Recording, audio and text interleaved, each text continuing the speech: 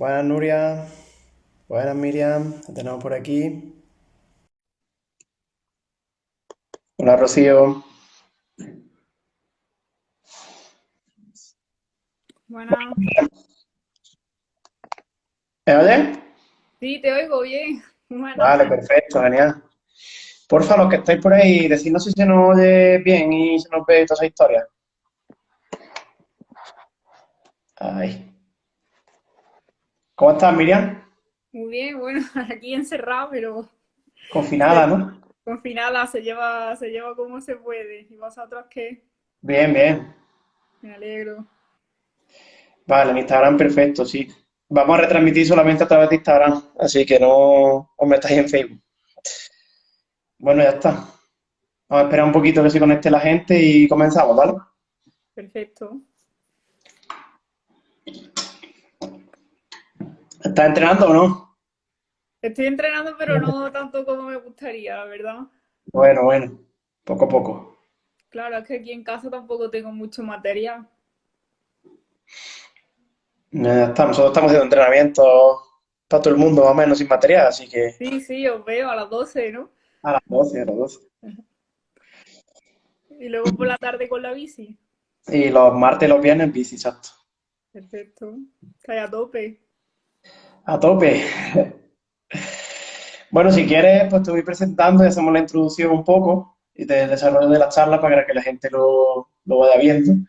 Y luego ya, pues, según se vaya la gente metiendo, pues que vaya preguntando y eso, ¿vale? Vale, Vamos a comenzar haciendo un pequeño bloque de introducción para comentar un poco quién es Miriam, su trayectoria y demás, ¿vale? Luego haremos una parte principal de, bueno, de temas que yo creo que pueden ser interesantes, que hemos visto entre Miriam y yo, que pueden ser interesantes para el desarrollo de la charla. Y el último bloque lo dejaremos para la gente que quiera realizar preguntas, que quiera tener alguna duda. Tened en cuenta que tampoco podemos atender cosas muy concretas porque se nos va la hora que tenemos de directo, ¿vale? Así que vamos a generalizar un poco y hablar de casos puntuales y demás. Pues, si ahora nos paramos a analizar, oye, que tengo tiroides y tal, y no sé qué, no sé cuánto, y tengo... Es complicado, ¿vale? Así que bueno, no me enrollo más. Tenemos a Miriam. Primero de todo, Miriam, darte las gracias por participar en esta charla, por que invitarme. me hace especial ilusión, pues bueno, que nos habláramos de nutrición, que para mí es un punto importante, ¿no?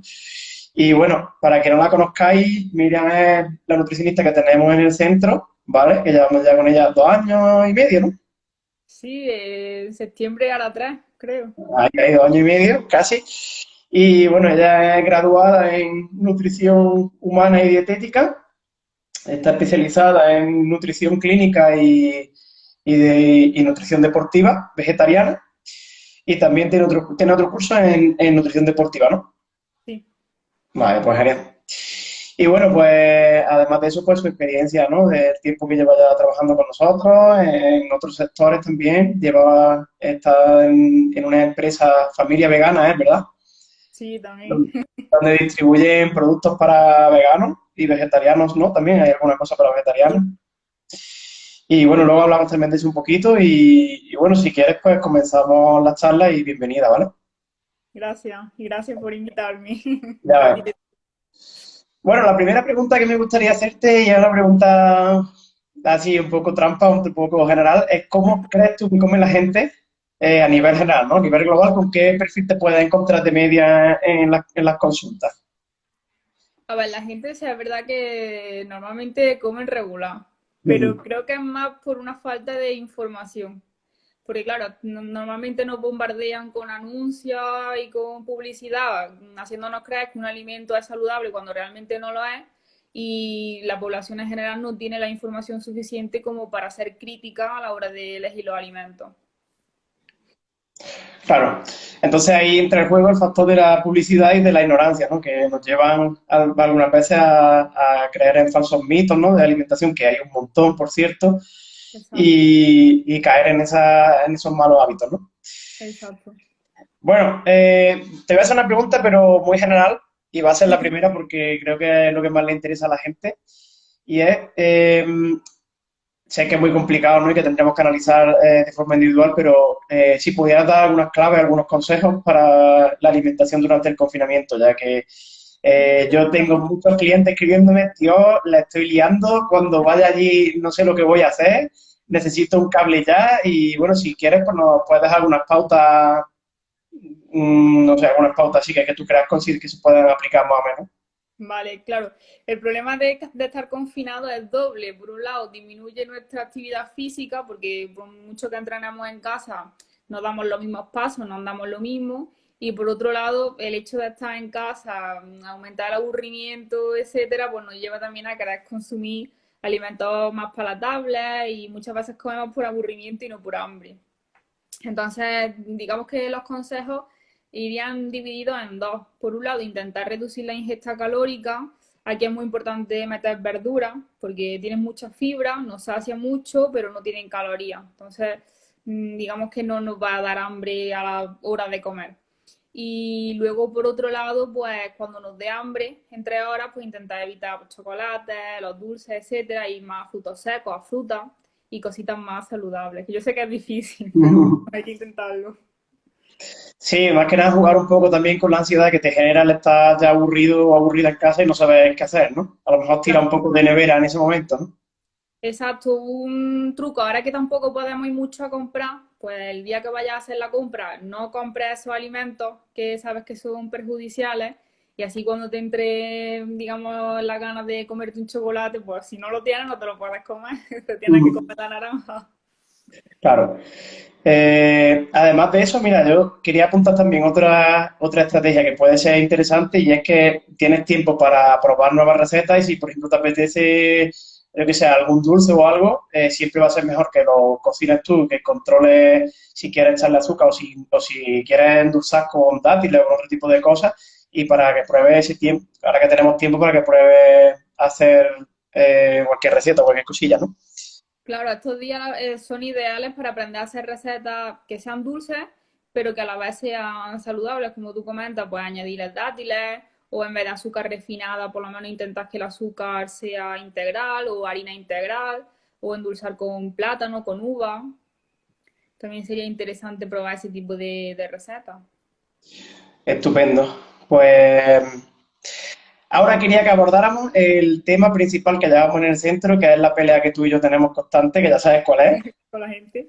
con la gente, y es que si nos puedes dar alguna explicación, algo más científico o más allá de lo que yo pueda decirle, de por qué es tan importante perder grasa y no perder peso, porque siempre nos subimos en la báscula y queremos ver cómo bajan los dígitos cuando realmente ya sabemos que no es lo interesante. De hecho, tú y yo sabemos que la mayoría de los clientes que tenemos después de un periodo de entrenamiento y buenos hábitos de alimentación, al final casi pesan igual o 4 o 5 kilos menos como mucho, pero sin embargo han perdido un montón de tallas, han perdido un montón de centímetros.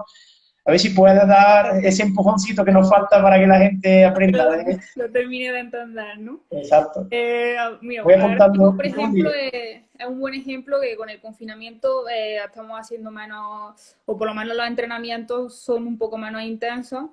El problema de perder peso y no perder grasa o simplemente fijarnos en el número es que podemos perder peso de la grasa, de la masa muscular. Y la masa muscular es la locomotora de nuestro cuerpo. Digamos que es súper importante mantener esa masa muscular para nuestro cuerpo y toda la energía va destinada a mantenerla. Entonces, ¿qué pasa? Que si vamos perdiendo esa masa muscular porque hacemos un déficit calórico y a la vez no hacemos ejercicio físico, llega un momento de estancamiento, porque esa locomotora, digamos, la hemos perdido y toda la grasa, toda la energía, perdón, que antes iba a la masa muscular, pues ahora va al tejido graso. Por lo que tenemos una doble como el efecto yo-yo, que muchas dietas perdemos peso y luego las recuperamos rápidamente, lo recuperamos rápidamente. ¿Por qué pasa esto? Porque hemos perdido nuestra masa muscular, nuestro gasto metabólico ha bajado muchísimo y cuando ya nos hartamos, porque a lo mejor para perder peso necesitamos 1000 calorías, que eso es irrisorio, nadie puede aguantar una semana con una dieta de 1000 calorías, nos hartamos, nos pegamos un atracón, volvemos otra vez a comer y ahora es mucho más complicado volver a bajar peso que antes, porque tenemos más grasa y menos músculo. Que es lo Claro. que suele pasar a la gente que lleva toda la vida a dieta, que cada vez le cuesta más y más y más perder esa grasa. Claro, porque vamos al concepto de que el peso es la suma de la masa muscular y de la grasa, Exacto. eh, El con la compuesto. diferencia, claro, con la diferencia de que cuanta menos masa muscular tienes, más grasa eres capaz de acumular, ¿no? Es como inversamente proporcional, por así decirlo. Claro, digamos que la masa muscular gasta imagínate, un 40% de las calorías que tú ingieres se van para esa masa muscular, para mantenerla. Si no la tienes, pues no se van a ir a esa masa muscular, se van a ir al tejido graso. Entonces, más grasa va a poder acumular, claro. Ya. Y a mí me gusta, ahora que tengo aquí cosillas, mira, a mí me gusta que la gente interprete un kilo de grasa o un kilo de masa muscular, ¿vale? Vamos a ver, sí. La adivinanza de la paja y el plomo, ¿vale? Aquí tendríamos el plomo, 1 kilo, y aquí tendríamos la paja, 1 kilo, ¿vale? Las dos cosas pesan 1 kilo, sin embargo, ¿cuál de las dos tiene más volumen? La grasa, ¿verdad? Al final las dos cosas van a pesar exactamente igual, pero cuando vamos perdiendo y cambiamos la grasa por otro kilo de masa muscular, al final la suma del peso es el mismo. Sería 1 kilo y 1 kilo, igual que 1 kilo y 1 kilo. Sin embargo, el volumen que ocupan es totalmente distinto. ¿Por qué me gusta hacer esta aclaración? Porque cuando la gente entrena y a lo mejor no ve en la báscula los números reflejados que desearía, puede ser porque estemos aumentando capuchones y restando baterías, ¿vale? Al final el peso es el mismo, uno y uno son dos, y uno y uno son dos. Sin embargo, la composición corporal cambia. ¿Qué estrategias podemos ver para cuando la báscula no es fiel reflejo de lo que vamos buscando? ¿Qué estrategias podemos ver para saber si vamos en la línea correcta? Pues, por ejemplo, la báscula que tenemos ahí en el centro, que es la báscula de bioimpedancia, que te indica los porcentajes de grasa y de músculo, tendríamos que ver que va bajando el porcentaje de grasa y que el de músculo se mantiene o incluso puede llegar a subir. Medirnos también, tomarnos la medida de la circunferencia, sobre todo del abdomen, de los muslos. Depende de cada persona donde esa persona considere que se le acumula más la grasa, pues tomarse la medida de esa zona del cuerpo, incluso hacernos una fotografía. Nos hacemos una fotografía en ropa interior un día concreto y a los 3 meses. Y eso seguro que no nos engaña, porque Claro. es lo más visual.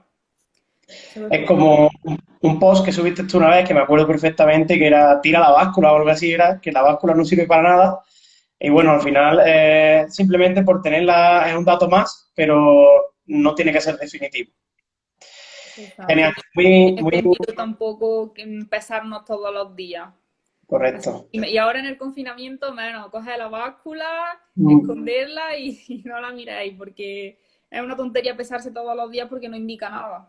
ya.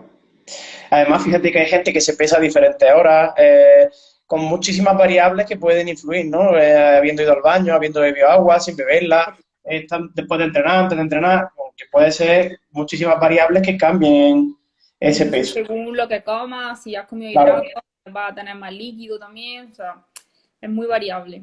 exacto. Por eso siempre lo bueno es quedarse con la media, que a largo plazo vayas consiguiendo esos objetivos, ¿no? Exacto.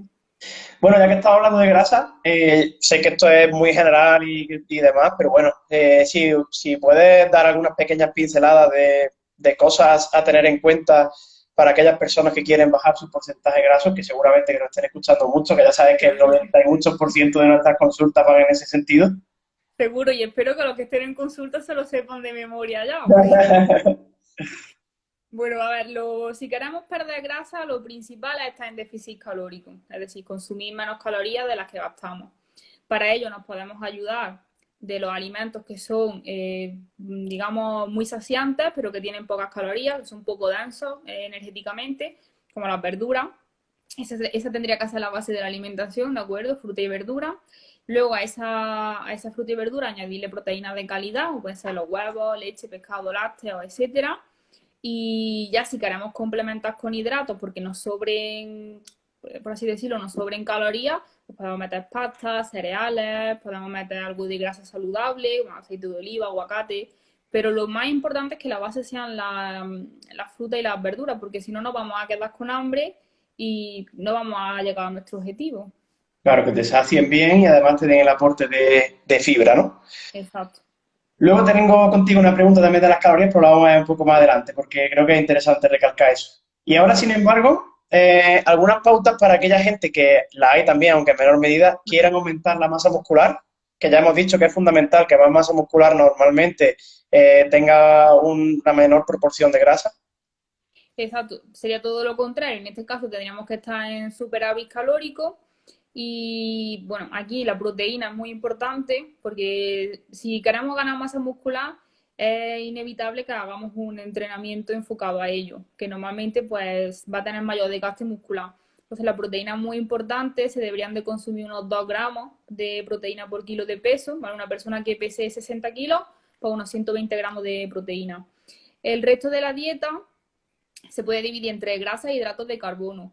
Conozco deportistas que prefieren aumentar los hidratos de carbono porque así se sienten mejor, frutas, cereales, legumbres, etcétera. Y sin embargo hay otros deportistas que prefieren hacer una dieta comúnmente llamada cetogénica y meter más grasa porque metabólicamente pues la digieren mejor, ¿no? Ahí ya podemos jugar según la persona, pero lo que es súper importante es la proteína. Vale, que son los grandes constructores de masa muscular, ¿no? Exacto, claro. Bueno, los que estáis en el directo y estáis haciendo preguntas, no os preocupéis que estoy aquí apuntándolas, que luego más adelante, por no ir cambiando mucho la charla de temáticas, luego las vamos a atender, ¿vale? No os preocupéis. Sigo por aquí. Vale, teníamos la siguiente pregunta. Opinión sobre productos light. Bueno, aquí a ver, los productos light hay que dejar claro que light no significa saludable, ¿vale? Una versión de un producto light es que tiene el 30% menos calorías que el producto original, ¿vale? Para que nos hagamos una idea, pues la Coca-Cola light tiene un 30% menos de calorías que la normal, ¿vale? Pero esto no significa que sea saludable, porque muchas veces esas grasas o esos azúcares lo sustituyen por otros ingredientes que no tienen calorías, pero que siguen sin ser saludables. Os pongo un ejemplo, las mayonesas light, ¿de acuerdo? Pues sustituyen la grasa por hidratos de carbono, ¿de acuerdo? Sustituyen grasas refinadas por harinas refinadas. Entonces, al fin y al cabo, sí, son menos calorías, pero a tu salud no le hacen ningún favor consumiendo este tipo de productos. Ahora bien, si llevas mucho tiempo haciendo dieta y te quieres dar un día puntual un capricho, pues evidentemente estos productos van a alterar menos digamos, tu proceso o la consecución de tu objetivo que los productos originales que tienen más calorías, pero no serían para consumir todos los días. Claro, porque aquí entra en juego la estrategia de la publicidad, ¿no? Donde nos han vendido los likes como súper saludable y súper ideal para adelgazar y para perder grasa, ¿no? Cuando habrá algunos alimentos que sí, que disminuyan el 30% de esa grasa que contienen, pero a lo mejor tienen azúcares. Con lo Exacto. cual va a conseguir el efecto contrario al que vas buscando y encima de todo tu cartera también se lo va a notar porque los productos light suelen costar bastante más que la versión original, ¿no? Claro, esto es lo que hemos estado hablando al principio. La publicidad es que da como sinónimo perder peso y estar saludable. Pero claro, si tú pierdes peso a base de masa muscular, pues no es saludable. Entonces luego todo está relacionado. Claro. Bueno, y en este vorágine de publicidad también me gustaría aclarar un poco las versiones normales de los productos con las versiones enriquecidas en fibra. Por ejemplo, el alimento más consumido del mundo, o por lo menos en España. ¿Qué recomendarías más? ¿Un pan de harina blanca o un pan integral? ¿Y por qué? Hombre, siempre el pan integral va a ser el mejor. Yo creo que hay tres tipos de panes, ¿no? El pan bueno, que es el pan con harina 100% integral, sacia mucho más, tiene más fibra, muchos más nutrientes. Luego, los picos de glucosa que producen no son tantos porque al tardar más en digerirlo, pues el azúcar pasa más lentamente en sangre. Luego estaría un pan normalito, que a lo mejor pues tiene un 80% de harina blanca y un 20% de harina integral, que no es el más óptimo, pero es el que normalmente encontramos en las panaderías, porque es muy complicado encontrar un pan 100% integral.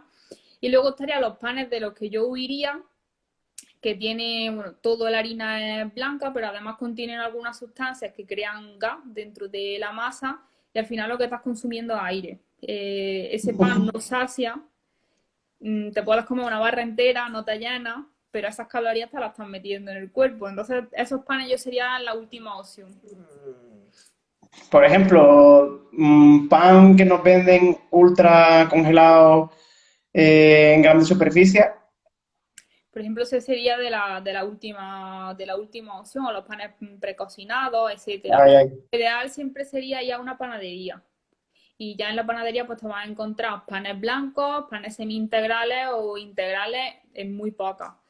Que lo puedas hacer tú en casa, pues eso ya sería ideal, con harina 100% integral. Genial. Y controla el resto de ingredientes. Si quieres añadir semillas o quieres añadir Claro, si lo cualquier quieres cosa. enriquecer con grasas saludables, pues puedes añadirle frutos secos, semillas. Sabes que la levadura que estás utilizando es una levadura fresca, no son preparados. Claro, controla Controlar. mucho más el periodo, el proceso de elaboración, ¿no?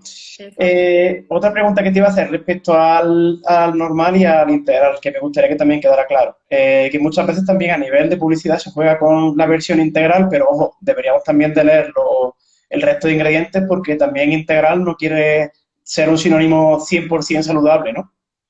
Claro, que un pan sea integral significa que la harina es integral. Ahora bien, puede tener aceite de girasol, puede tener azúcares añadidos, como por ejemplo los panes Bimbo, aunque sean integrales, la gran mayoría llevan aceite y azúcares.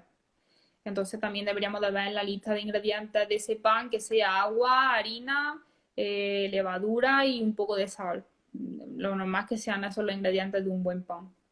Claro, y como el pan, el resto de ingredientes, en yogur, por ejemplo, integral, en cereales integrales, etcétera, ¿no? Exacto. Ya que hablamos de publicidad un poco, ¿qué te parece si nos das unos consejitos para hacer la compra? ¿Qué cosas debemos de mirar en la etiqueta? ¿Qué cosas debemos de desconfiar? ¿Qué productos debemos de ir, bueno, de echar en qué cosas deben predominar en la cesta de la compra, ¿no? Bueno, pues lo primero, como he dicho antes, fruta y verdura, ¿vale? Digamos que lo principal son productos que no tienen etiqueta. Eso sería lo ideal. Y luego de aquellos que tienen etiqueta, pues primero fijarnos en la lista de ingredientes y segundo en la tabla de composición, ¿no? Donde vienen todos los macronutrientes. ¿Por qué digo esto? Porque muchas veces vemos un yogur y vemos simplemente la tabla de información nutricional y vemos que tiene azúcares. Pero lo que nos tenemos que preguntar es si ese azúcar viene de la lactosa o viene del azúcar que le ha añadido la industria. Entonces, por eso, primero vamos a mirar la calidad en la lista de ingredientes y luego miramos la cantidad. ¿De acuerdo? En el caso de un yogur, pues leche, fermentos probióticos y poco más. Si lleva azúcar y lleva almidones, eso ya no sería un yogur, ya es un preparador lácteo. Vale. Y no sé, en general, ¿qué lista de la compra consideras que debe ser, que debe predominar en una persona Uh-huh. más o menos, sin ningún objetivo, ¿no? Que quiera comer saludable? Pues primero los frescos, ¿no? Frutas, verduras, carne, pescado, lácteos, huevos, en caso de que consuma este tipo de alimentos. Luego puede meter frutos secos, en las grasas que sean saludables, pues aceite de oliva virgen extra, aguacate, semillas. eh, en general que sean alimentos saludables. Por lo menos como mínimo que el 80% del carrito sean alimentos saludables. Que luego te quiera dar un capricho puntual que no supere el 20%. Pero lo que no puede ser, algunos carritos que veo por ahí, que hay de todo menos comida. Hay productos, pero no hay alimentos. Entonces tenemos que invertir eso. Entonces ya sabéis, los que estáis aquí atendiendo y os interese, que de 10 cosas que estéis en la cesta, 8 al menos deben de ser saludables y naturales, ¿no? Porque ahora estamos también con la moda, ¿no? De la comida real y el real food y demás. Y bueno, también quería saber tu opinión al respecto, ¿no? Si va muy en la línea de lo que tú crees, si te parece una moda, no sé. La verdad es que ahora todo el mundo conoce a Carlos Ríos, todo el mundo conoce Todo sus el libros, mundo. todo el Tiene mundo tiene la seguidores. aplicación y todo el mundo sabe ya un montón de información, pero yo conozco gente que aun teniendo esa información siguen sin hacer bien las cosas. A ver, evidentemente que el real food se propague a una buena señal, ¿no? Quiere decir que la gente cada vez tiene más información, al menos de lo que es la comida saludable, que luego ya la decisión personal de cada uno, sea comerla o no, ya digo, eso es una decisión personal, pero por lo menos que sepas lo que estás comiendo, que si comes mal, pues que seas consciente de ello. Entonces, la verdad es que me parece que está haciendo un gran trabajo. El Real Food me parece bastante interesante y estoy bastante de acuerdo con esa filosofía, ¿no? Al final, si quieres llevar una alimentación saludable, pues tienes que tomar alimentos saludables. Eso es que es así. Y al final, Bueno, si todo el mundo reclamara ese tipo de alimentos, a la industria no le quedaría más remedio que generarlo, porque al final lo que la industria genera es lo que el público le pide. la oferta y la ley de la oferta y la demanda. Eso es así, eso es... Correcto, pues nada, habría que planteárselo y empezar a ver que si me puedo comer un yogur y echarle yo fruta es mejor que un yogur que ya viene con fruta, ¿no? Es mejor comer un yogur Claro, natural que no esté con cosas artificiales, ya no solamente hablamos de azúcares ni eso, hablamos pues de potenciadores del sabor, de conservantes, de cantidad de elementos que son químicos, que no tienen nada que ver con la comida, pero que han entrado en la industria también por el estrés de vida que llevamos, por el estilo de vida que tenemos y porque lo fácil es coger el yogur con sabor de claro. plátano antes que coger un yogur natural, partir el plátano, no sé qué, y comértelo, ¿no? Es más fácil. Luego, ya no solo los azúcares y los productos estos que, como comenta, los potenciadores de sabor, sino que es que esos ingredientes son adictivos. Entonces, también dependiendo en el punto en el que se encuentre el trabajo, elegir los alimentos saludables. Si hay una persona, por ejemplo, que está muy acostumbrada a tomar yogures azucarados, pues es impensable que de un día para otro pase a un yogur sin azúcar. Claro. Comprarlo sin azúcar, ve añadiendo tú el azúcar, una semana una cucharadita, a la semana siguiente cuando ya te hayas acostumbrado le quitas un poco y te echas media, y poco a poco vas consiguiendo el objetivo de tomarlo sin azúcar. Pero no nos desesperamos y digamos, va, yo esto es que no me gusta, no me gusta, no puedo. Inténtalo poco a poco y ve probando. Genial, mira, pues al hilo de esto me viene perfecto el enunciado, porque te quería hacer una consulta a través del consumo del azúcar, ¿no? De lo que recomienda la Organización Mundial de la Salud y lo que realmente comemos y lo que no sabemos que estamos comiendo, ¿no? Por un poco informar a la gente, porque quizá, bueno, ahora también a través de la iniciativa esta de Sin Azúcar, que también me encanta la filosofía que lleva, que es súper ilustrativa de los terrones de azúcar de cada cosa, pues podemos saber que hay alimentos que tienen más azúcar de lo que jamás hubiéramos imaginado, ¿no? Entonces, si quieres, pues dar tu opinión al respecto y comentar un poco, pues, qué pautas podemos seguir, ¿no? Para evitar ese consumo tan elevado y las consecuencias que con ello conllevan. Bueno, la OMS recomienda que no más del 10% de los hidratos de carbono que tomemos vengan del azúcar. Si queremos ver mejoras en la salud, se bajan a un 5%. Entonces, más o menos, si la dieta de un adulto estándar es de unas 2.000 calorías, y sabemos que un gramo de hidrato, un gramo de azúcar tiene 4 calorías, vamos a intentar en nuestra dieta no consumir más de unos 10, 20 gramos de azúcar, ¿de acuerdo? Con que nos tomemos un azucarillo, ¿vale? Hay gente que le echa un azucarillo al café. Pues con 2 azucarillos ya llegaríamos al tope, ¿vale? Entonces, pues ahí hay que tener cuidado y todo el azúcar que podamos evitar, pues nos ayuda a no llegar a ese límite. Los yogures sin azúcar, incluso el tomate frito ya le añaden azúcar. Hay muchísimas leches vegetales que también le echan azúcar. Es que es muy complicado encontrar ya hoy en día productos que no lleven azúcares añadidos. Y si los llevan, es como un reclamo, sin azúcares añadidos, como si fuera, yo que sé, algo extraordinario, cuando lo que debería de ser lo normal. Claro. ¿Y por qué es tan peligroso el consumo de azúcar? Pues lo primero es que produce bastantes enfermedades. Puede empezar con diabetes tipo 2, porque claro, el azúcar refinada se digiere muy rápidamente, pasa a la sangre rápidamente y produce picos de insulina. Estos picos de insulina un día tras otro, pues pueden alterar nuestro metabolismo, produciendo la diabetes tipo 2. Y de esta, pues, deriva luego la obesidad. Y la obesidad, pues, deriva enfermedades cardiovasculares, a algunos tipos de cáncer, etcétera. Entonces es como una cadenita. Vale, vale. No, porque también es importante que hay gente que no sabe realmente las consecuencias que puede tener el consumo de azúcar. Y fíjate, además voy a aportar un dato, aunque no tenga nada que ver con la alimentación en sí, pero en personas sedentarias se multiplica todavía más, ¿no? Claro.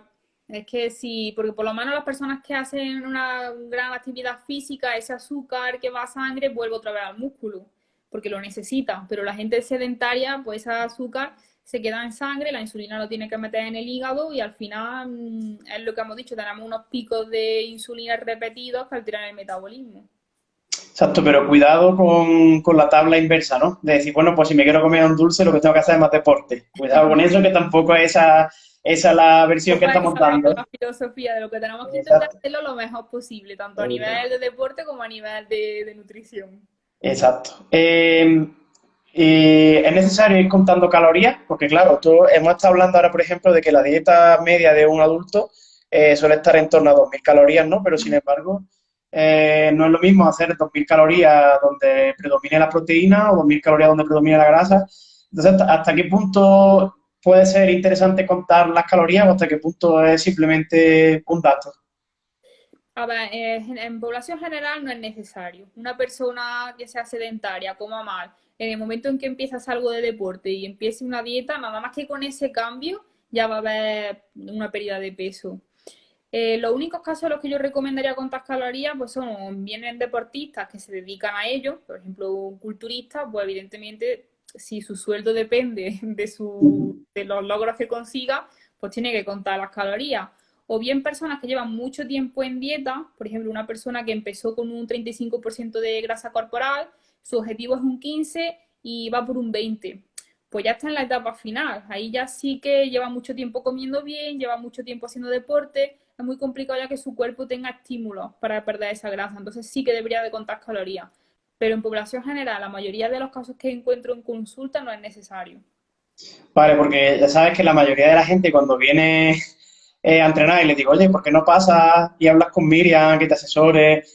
Yo es que ahora tenés que estar contando lo que como y si no hay pollo, pues no como pollo y si son 3 filetes y a mí me han cortado 4, ¿qué hago con ese que se me queda? En fin, que me gustaría que eso, que la versión no es esa, la versión es comer saludable, comer bien y olvidarte un poco de esas calorías, no sé que tu objetivo sea ya una cosa muy, muy, muy específica o estés en un punto muy, muy Exacto. específico. Exacto. Si no tienes un objetivo muy concreto, lo mejor es que hagas las cosas lo mejor posible y poco a poco se irán viendo los cambios. Genial. Eh, Quería también comentarte qué te parece los productos que hay para niños. ¿Por qué tienen tanto azúcar y por qué tienen esas composiciones? ¿Es una forma de generar potenciales clientes o algo así? Exacto. Mi primer potito, mi primer yogur, ¿no? Todos esos productos están Ah, llenitos de azúcar. Como hemos comentado antes, pues todos esos ingredientes son adictivos, entonces luego pues esos niños van a demandar esos productos. Eh, si tú a un niño desde pequeño lo acostumbras a comer verdura, a comer fruta y no le das esos alimentos altamente palatables, pues luego la verdura le va a saber bien. Pero claro, si lo acostumbras a alimentos ultraprocesados, llenos de azúcar, es normal que cuando le des un brócoli, pues, te lo tira a la cara porque no le sabe a nada, porque está acostumbrado a alimentos que saben muchísimo, que tienen potenciadores de sabor. Entonces, pues sí, eso es marketing bestial. claro. Por eso son tan adictivos los alimentos ultraprocesados, ¿no?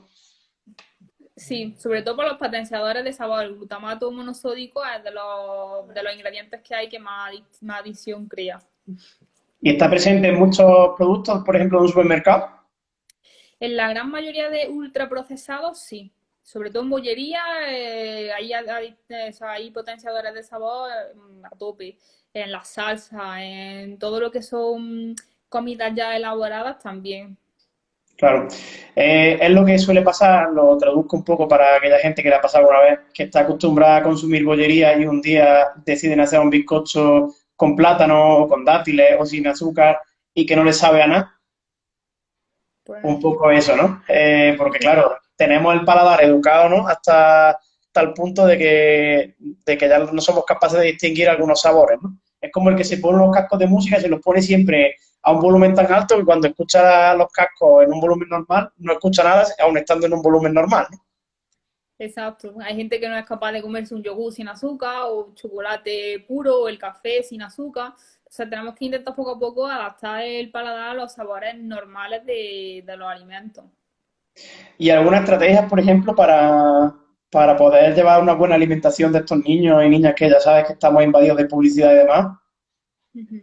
Bueno, pues los que estén empezando con su alimentación, empezar a darle desde pequeños pues, frutas, verduras y alimentos naturales, me acuerdo que no estén endulzados ni azucarados, y para aquellos niños que ya sean algo mayores, ya lleven tiempo consumiendo azúcares, pues lo que hemos comentado antes, lo mismo que con el yogur, quitábamos poquito a poco el azúcar, con el resto de ingredientes o de alimentos también. Por ejemplo, si para desayunar toma leche con cereales y colacao, pues vamos a sustituir el colacao por cacao puro y le añadimos un poco de edulcorante y semana tras semana vamos disminuyendo la cantidad de edulcorante y así poquito a poco para que tampoco el niño mmm, no se, digamos, se vaya acostumbrando, que Sí, si que no, haya un proceso progresivo, que no sea de la noche a la mañana. si no va a ser muy complicado. Claro. Porque al orden de estos potenciadores también, ¿qué opinión tiene al respecto de los edulcorantes, ¿no? Artificiales. Que también son potenciadores de sabor, porque al fin y al cabo estás potenciando el dulzor del alimento. Pero claro, si queremos pasar de consumir azúcar a no consumir nada, pues digamos que es el mejor camino que hay, porque si lo haces de golpe, la mayoría de la gente no lo va a poder conseguir porque es un cambio muy drástico. Entonces, lo mejor para mantener ese cambio a largo plazo, aunque digamos que los edulcorantes no es lo más sano del mundo, pero el fin, digamos que justifica Justifica, ¿no? en este caso el medio. Claro, porque yo algunas veces he hablado con algún cliente y demás, y me dicen, no, yo es que este alimento lo tomo la versión que está edulcorada en vez de la otra. Y yo algunas veces pues le planteo decirle, mira, si tienes tanta dependencia de este alimento, al final la versión edulcorada sí te va a quitar los prejuicios que tiene el azúcar, pero la cantidad de aditivos que tiene igual es tan contraproducente que no hay tanta diferencia entre la versión sin azúcar que la de versión edulcorada. Claro, estas versiones edulcoradas serían, digamos, simplemente un breve periodo de tiempo entre que te acostumbras a dejar de consumirlo. Vale. Otra cosita que quería comentar que se me ha pasado de antes. ¿Nos puede explicar la diferencia de los tipos de grasa? Porque la gente identifica un alimento rico en grasa con no saludable y no tiene por qué ser así. Claro, las grasas estarían por un lado las saturadas, monoinsaturadas e insaturadas, ¿vale? Las grasas saturadas por lo general son las que menos fama tienen, las que peor fama tienen, perdón, pero no todas las grasas saturadas son malas. Os pongo el ejemplo de la grasa de coco, ¿vale? La grasa de coco virgen extra es una grasa saludable, pero es una grasa saturada, ¿de acuerdo? Luego estarían las monoinsaturadas, que esas son las más saludables, por ejemplo el aceite de oliva virgen extra, y las que peores son las trans, ¿vale? No, la guerra no es saturada, insaturada. Lo que tenemos que evitar son las grasas trans, como por ejemplo, no sé, una margarina, ¿vale? Es una grasa que principalmente era líquida y la queremos hacer sólida. Hay un proceso de transferificación, no me salía la palabra, que ese es el proceso peligroso, ¿de acuerdo? Que se forman sustancias que algunas de ellas son cancerígenas. Entonces, lo que tenemos que evitar son grasas trans y grasas Además, en general. además, fíjate que el caso de la margarina a mí es un caso que me llama la atención especialmente porque su origen es de origen vegetal, ¿no? La grasa es de origen vegetal en un principio, que podría ser saludable, que se englobaría dentro de esos alimentos saludables. Sin embargo, esa grasa pasa en un laboratorio un proceso de hidrogenización, ¿no? Que hace que se convierta altamente adictiva, que potencie el sabor, que mejore la fecha de caducidad, etcétera, ¿no? Y realmente el proceso es tan económico que permite a la industria fabricar en grandes cantidades y obtener un buen beneficio. Pero sin embargo, fíjate que el origen del producto sí que es saludable porque es una grasa de origen vegetal, ¿no? Claro, a ver, esto es como el aceite de palma, que tiene muy mala fama, pero realmente el aceite de palma, el origen, que es el aceite de palma de primera aprehensión, ¿no? El virgen extra, sería saludable. ¿Qué es lo que pasa? Que como la industria lo que quiere es abaratar costes, pues lo somete una y otra vez a un prensado y al final lo que sacamos es un aceite refinado. Con el aceite de oliva exactamente lo mismo. El aceite de oliva virgen extra es refinado. O sea, es saludable, pero un aceite de oliva refinado no es saludable. Entonces, al final, Claro. vamos a preguntarnos a qué proceso ha sido sometido ese alimento que me voy a comer. Fíjate que la grasa de origen animal o de origen vegetal sí que son naturales e independientemente de que sean más o menos saludables, sí que tienen un origen natural y se pueden consumir, ¿verdad? En mayor o menor proporción, dependiendo de lo que sea. Pero sin embargo, cuando nos vamos a una grasa de este tipo que pasa por el laboratorio, que no tiene un origen, no tiene ningún origen natural, que es una grasa totalmente industrializada, nos vamos a un alimento ya que no tiene ningún aporte saludable, ¿no? No, es que no tiene nutrientes. Todos los nutrientes que tiene son porque se le han añadido. Por ejemplo, hay muchas margarinas enriquecidas en vitamina D, pero eso es porque se lo añade la industria, pero el alimento en sí no tiene nada. Son calorías vacías. Claro. Resumen que estamos engañados. Bueno, aparte de eso, también quería hablarte un poco de cocina, ¿no? Porque también tenemos aquí mucha gente conectada que sé que cocina bastante y demás. Y bueno, si nos quieres hablar un poco de aquellos métodos de cocción que favorecen la absorción de nutrientes, que son más saludables, en fin, que nos puede ayudar, qué diferencia hay? Bueno, yo creo que el método de cocción más saludable que hay es el al vapor, ¿vale? Porque incluso cuando cocemos algo, unas verduras, por ejemplo, parte de esas vitaminas que son termosolubles y hidrosolubles se quedan en el agua. Entonces, si es una crema de verdura o es un potaje, pues no pasa nada porque se ha cocido, pero si lo que queremos es una verdura que nos la vamos a comer, por ejemplo, así tal cual, sin el caldo, es mejor al vapor. Luego hay otros alimentos como por ejemplo las legumbres, que sí es muy importante que estén bien cocidas para eliminar los fitoquímicos, que son sustancias que inhiben la absorción de los nutrientes. Y luego si en el resto de alimentos, pues el siguiente sería la plancha, ¿no? Con poca cantidad de azúcar. Pero al vapor y a la plancha serían los mejores. Luego evitar fritos, evitar rebozados. El horno también me parece una buena opción. Vale, genial.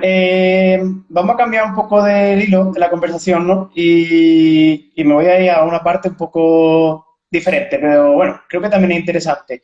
Y me gustaría saber también tu opinión. ¿Qué opinas sobre que no haya esta información desde, bueno, desde la época, la etapa de la educación, ¿no? Desde que estamos en esa etapa de aprendizaje, ¿por qué no nos cuentan estas cosas? Porque nos tenemos que formar luego, porque tenemos que ir luego a un nutricionista y que nos diga que la salsa de tomate que yo utilizo tiene una cantidad de azúcares superior a 2 tarrones o 2 cucharadas de azúcar, cuando yo lo que quiero es salsa de tomate y no quiero azúcar, ¿no?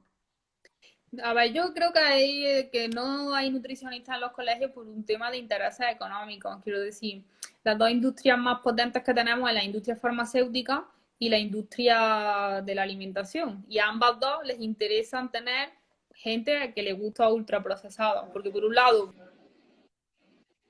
van a consumir esos productos y por otro lado, si enferman, van a consumir los fármacos. Entonces, es triste esa visión, pero yo creo que es la realidad, no interesa. Madre mía. Pero se ahorraría muchísimo dinero el Estado, ¿no? Y no sé, al final, Sí, yo evidentemente cuantas menos personas obesas haya, al final todas esas enfermedades te lo estás ahorrando en sanidad pública. Pero bueno, esto es un pensamiento mío personal, sí, evidentemente sí, no por eso sé. he dicho que me iba a ir a otra parte, aparte. Yo creo que esto va más allá. O sea, sí, si hubiera nutricionistas en los colegios, el Estado se ahorraría, es decir, nosotros, todos los ciudadanos, ahorraríamos dinero en sanidad pública. Pero las personas que luego se llevan los dineros que desaparecen, no se los llevarían. Entonces yo creo que esto va más allá, que hay un poco Vale, de vale. Mano negra, ocultamiento. ¿no? La mano negra. La mano negra, sí. Eh, bueno, ¿qué nos puedes contar del veganismo y de la filosofía vegetariana, ¿no? Ya que sabemos que tú la practicas y demás, y que lo llevas a cabo, ¿no? Que nos cuentes un poco que hay gente que igual la desconoce y, bueno, no tiene por qué estar relacionado, estar menos saludable con ser vegetariano, sino que tienes que hacer una serie de adaptaciones. Pero bueno, creo que por lo menos hay gente que la desconoce y me gustaría que la comentara. Es una opción tan válida como otra cualquiera, pero bueno, quizás sea desconocida, ¿no? Sí, bueno, la dieta vegana evidentemente pues, puede ser saludable o no en función de lo que coma, ¿no? Y al final lo importante es que la dieta esté bien pautada, tanto si consumes todos los alimentos como si excluyes algún grupo, lo importante es que sepa, pues, más o menos que consuma las proteínas que debe, los hidratos, la grasa, etcétera. Y sí que es verdad que con una dieta vegana es un poco más complicado cuadrar los macronutrientes, tienes que tener un poquito más de información nutricional, pero al fin y al cabo, si cuadras tu dieta correctamente y consumes alimentos saludables, pues no tiene por qué haber ningún problema. Vale, perfecto. Bueno, y al hilo de lo que nos cuentas también del veganismo y tal, si quieres, y ya voy a meter aquí un poco de cuña publicitaria, cuéntanos un poco tus proyectos con Familia Vegana y en qué consisten para aquella gente que nos conoce o que os puede estar escuchando, que quizás le interese la labor que lleváis a cabo, ¿no? Que nos cuente un poco también los proyectos en los que estás trabajando actualmente y ya después de esto pasamos, si quieres, a las preguntas que he ido por aquí apuntando y las que quiera formular la gente, ¿vale? Bueno, pues no, simplemente Familia Vegana es una tiendecita online que hemos creado en la que intentamos pues que todas esas personas veganas que, bueno, quizá el acceso a productos veganos es un poco más complicado, pues darle acceso a ese tipo de productos. Hay de todo, hay productos saludables, hay también algunos caprichos, pero bueno, al final intentamos que informar a la gente, ¿no? Que si van a comprar algo que no sea saludable, pues que lo sepan, ¿no? Que es un producto de consumo ocasional. Tenemos el servicio de nutrición, que también está más enfocado pues, a los veganos y poco más. Sí, orientado un poco en la compra, que no sea solamente la compra, sino una compra asesorada y con un equipo de profesionales detrás, ¿no? Que pueda Sí, respaldar esa compra. que tengan esa ayuda porque sé que es un poquito más complicado, pues eso, cuadrar la dieta cuando eres vegano es más complicado porque estás excluyendo alimentos, entonces necesita más información e intentamos darla. Es difícil, los que comemos cualquier tipo de alimento, imagínate en los que vais restringiendo. Bueno, pues si quieres, a mí me parece súper interesante y me podría tirar aquí 10 horas hablando contigo porque está súper guay. Pero vamos a ir viendo preguntas de la gente, que nos queda un poquito más de 10 minutos, ¿vale? Y he Vale. ido apuntando por aquí y si hay gente que quiera pronunciarse, pues lo vamos viendo. Mira, por aquí preguntan si vegano es sinónimo de no comer nada, de comer nada animal. Si quieres, explica mientras la diferencia entre vegano, vegetariano y, Vale. y los demás, Eh, ¿vale? En este caso, sí, vegano es sinónimo no solo de no comer nada animal, ni animales, ni huevos, ni leche, ni miel, tampoco vestirse con animales, no consumen ni lana, ni cuero, ni nada por el estilo. Y los vegetarianos estarían vegetarianos estrictos, que son que no comen animales ni derivados de animales, pero sí pueden usar lana o cuero. Y los vegetarianos a secas, que no consumen ni carne ni pescado, sí que consumen lácteos, consumen miel, consumen huevos y también pueden utilizar ropa pues, de lana, de cuero o cualquier tipo de animal. Para Eso los que sería no estén, para los que no estén viendo, espero que os deis cuenta de que esto no es simplemente una moda o que es una filosofía de vida, que no es una forma de comer, que es una filosofía de vida, ¿no? sí, lo encuadra todo. Al final es cómo te vistes, con lo que compras, dónde lo compras, Exacto.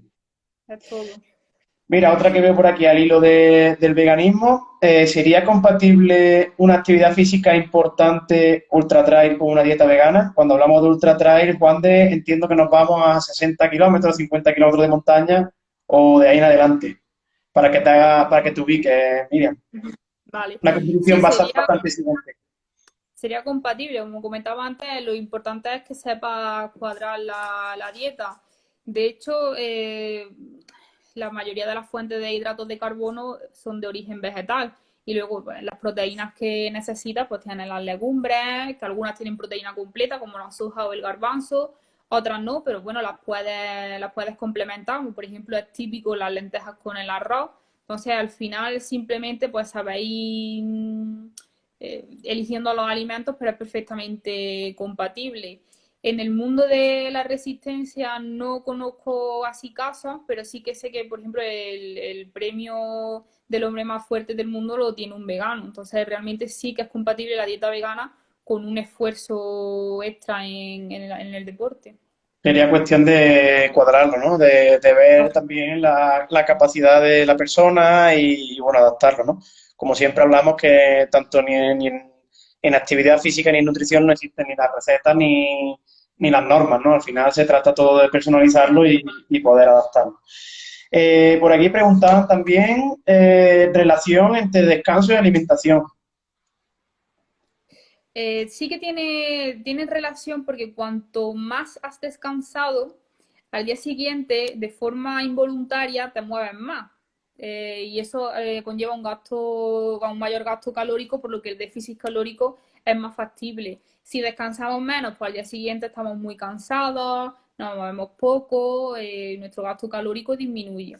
Y luego también la falta de descanso está ligeramente asociada con el aumento de peso a nivel hormonal. Las hormonas no funcionan como debiera, nuestro sistema endocrino no funciona como debiera porque no ha descansado. Entonces es importante mínimo unas 8 horas de sueño al día.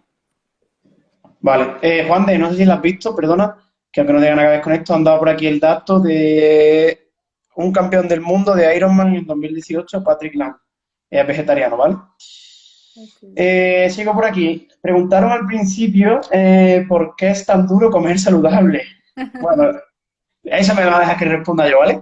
Y si quieres me Perfecto. corrija, me corrige. Bueno, pues creo que no es difícil. Lo malo es que tenemos una educación hacia unos hábitos de comida muy diferentes o que distan mucho de lo que es comer saludable. Y como hemos dicho antes, estamos muy asociados a esos productos ultraprocesados con unos sabores espectaculares, unas texturas increíbles, que cuando pasamos a comer un alimento normal o saludable, no tiene que ser nada especial un tomate, pues quizás nos sepa poco, ¿no? Porque estamos acostumbrados a eso, a unos sabores que generan una sensación de placer en nuestro cerebro indescriptible, ¿no? Y cuando pasas de 100 a 5, creo que es complicado, ¿no? Yo creo que ahí más o menos pueden ir los tiros. Si quieres comentar algo al respecto. Perfecto. No, lo has explicado perfecto, es lo que hemos comentado antes. Estamos acostumbrados a productos tan palatables que luego cuando nos ponemos a comer comida de verdad, pues no nos sabe, ¿no? Exacto, y además, como hemos dicho, desde pequeños, ¿no? Colacao, el alimento de los campeones, no sé qué, que ya llevamos muchas generaciones, que no es una cosa de las generaciones nuevas, sino que este marketing lleva mucho tiempo ya dentro de nuestra sociedad, por desgracia. Muy Eh, curioso.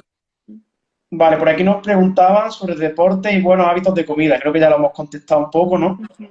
O de comer un poco de manera saludable, de la compra de 10 productos, 8 que sean naturales, frescos, de primera necesidad. Y además, como ya hemos hablado de los métodos de cocción, creo que más o menos está más o menos. Abordado. Vale, exacto. Eh, Aquí preguntaba una cosa que también me gustaría interactuar, pero quiero que hables tú primero, sobre las recompensas y el confinamiento. Por ejemplo, he entrenado hoy 2 veces, me merezco tal. Bueno, a ver, es lo que estábamos comentando también antes, que no vale decir, bueno, pues como si hago deporte, el azúcar me afecta menos, pues voy a hacer deporte para poderme comer un donete, por ejemplo. No debería de ser esa la recompensa, porque si no al final estamos asociando la comida insana con premios. Y psicológicamente eso nos hace que nos cueste incluso más todavía llevar una dieta saludable. Entonces, lo que deberíamos de intentar, pues, poner premios un poco más saludables. Claro, Tipo, un bizcocho natural, por ejemplo, ¿no? Un por bizcocho que hagas tú ejemplo, en casa, controlando la levadura, controlando, si no, si eres muy adicto al azúcar, pues controlando la cantidad de azúcar que echas, ¿no? O sustituirlo por otro tipo de azúcar. Preguntaban, yo esta no la desconozco por completo, si el deporte tiene que ver con tener menos gases a la hora de hacer digestión. Yo lo desconozco. No sé si tú conoces algo, pero yo no yo lo tengo que constancia. sí he escuchado es que bueno, al hacer actividad física aumenta el peristaltismo, ¿vale? Aumenta el movimiento del intestino. Entonces, claro, al hacer deporte facilitamos la digestión y eso puede ser que conlleve a una menor cantidad de gases o menor retención de gases. Entonces, sí que pueden ir por ahí los tiros, pero no estoy tampoco 100% segura. Vale, vale. Yo es que esa no la, vamos, así súper, vamos, que me ha llamado mucho la atención, ¿no? No lo había escuchado nunca, la verdad. Nos preguntaban también ahora en el confinamiento, que nos movemos algo menos, algunas pautas para mejorar la circulación con respecto a la alimentación. Bueno, realmente es que la circulación, digamos que el 90% está asociada al deporte, entonces con la dieta no podemos hacer gran cosa. Lo único que sí que podemos intentar es no consumir grasa saturada o la grasa saturada mala, ¿no? Que ya hemos dicho que hay algunas que son buenas y otras que son malas, y sobre todo las grasas trans, que son las que se pegan a las paredes de las arterias y crean la placa de ateroma, porque eso sí que va a hacer que disminuya nuestro flujo de circulación. Correcto. Ahí tengo yo más que ver que tú. Partiendo de que se come bien, lógicamente. Esta pregunta que es súper, súper interesante, diferencia entre hambre real y hambre emocional. Pues mira, yo siempre cuando me hacen esta pregunta, la respuesta es sí, mira, si tú te comerías un plato de lentejas, por ejemplo, a la hora que sea, es hambre real. Ahora, si tú dices, no, esto no me apetece un chocolate, me apetece esto, me apetece tal, eso ya es un hambre más emocional. Cuando tú tienes hambre real, te comes lo que sea, no Claro. cosas en concreto que además están súper palatables. Entonces, yo creo que la diferencia para que nosotros mismos sepamos si lo que tenemos es hambre real o hambre psicológica es preguntarnos si nos comeríamos un puré. Otro alimento, ¿no? Otro alimento. Si tú abres Exacto. la nevera y te apetece un chocolate, igual puedes abrir la despensa y comerte, yo qué sé, pues unos anacardos, ¿no? Si tienes Exacto. hambre, te los comerías también igualmente, independientemente de que fuera una cosa u otra. Ahora, si vas a la nevera 20 veces esperando que aparezca eso que tanto te apetece, no, no es hambre. Los anacardos recubiertos de chocolate. Eso no es hambre. Eh, Bueno, creo que hemos abordado todas las preguntas. No sé si hay alguna más. Nos estamos ya quedando casi sin tiempo. Nos quedan 2, 3 minutos. Si tenéis alguna, damos paso a alguna más. Y si no, pues paso a despedir a Miriam, que se nos ha pasado el tiempo volado, vamos, y se ha pasado rapidísimo. Muy interesante todas las preguntas que han hecho y todo lo que hemos hablado. La verdad es que se ve que la gente está aquí puesta, ¿eh? Porque están haciendo preguntas que no son al uso. De, bueno, y si yo me como no sé qué, no sé cuánto, son otro tipo de preguntas. La comida más importante del día, preguntan. Todas las comidas son importantes. Hay un mito que dice que el desayuno es la comida más importante del día, que hay que hacerla sí o sí, pero ahí de nuevo está detrás, en mi opinión, la industria que quiere vendernos pues esos productos típicos de desayuno, cereales de desayuno, galletas de desayuno, que llevan la coletilla de desayuno, cuando realmente unos cereales tú te los puedes comer a la hora del día que quieras. Entonces, Claro, todas las comidas son importantes y por eso en todas las comidas hay que hacerlo bien. genial. Y ya por ver la última y te despido, ¿cuántas comidas hay que hacer al día? Aquí depende mucho del objetivo que tengas y también del tipo de persona. Que tu objetivo es perder grasa, pues puedes optar por digamos, dos opciones. Comer muchas veces al día, muy poquita cantidad, porque hay personas que así se sienten más saciadas, sienten que están todo el día comiendo y eso pues les ayuda a conseguir su objetivo. Pero luego hay otro tipo de personas que el hecho de estar pensando continuamente en comida les agobia mucho y les hace tener aún más hambre y prefieren hacer 1 o 2 comidas al día, pero muy grandes y sentirse muy saciado en ese momento. Entonces aquí va a depender mucho de la persona. Si tu objetivo es ganar masa muscular y tienes que consumir una gran cantidad de calorías para ello, pues es evidente que si haces 1 o 2 comidas, a lo mejor no vas a poder ser capaz de comértelo todo. Te vas a tener que hacer más comidas, unas 5 o 6 comidas, incluso ciclistas que tienen dietas de 6.000 calorías, pues prácticamente tienen que estar todo el día comiendo o Claro, comer alimentos muy energéticos. Entonces, claro, es vale, que esto va a depender mucho del caso. perfecto. Martita nos preguntaba si hay una diferencia del aporte de nutrientes según la técnica culinaria que utilicemos. Ya lo hemos comentado. Te doy la respuesta al vapor. De todas formas, vamos a colgar la charla, así que luego la puedes ver. Nos quedamos sin tiempo, que esto va súper rápido, ¿vale? Muchas gracias por estar con nosotros de forma desinteresada y altruista, como el resto de ponentes que tenemos. Para nosotros es un placer escucharte y aprender, y como lo hemos hecho, que nos podemos estar aquí horas. Ahora Muchas sí, gracias también a toda la gente que ha colaborado, que ha apoyado, que ha estado aquí escuchándonos, que sin vosotros, sin ellos, pues no tendría sentido que estuviéramos charlando, porque para eso te llamo y te pregunto yo las dudas, ¿no?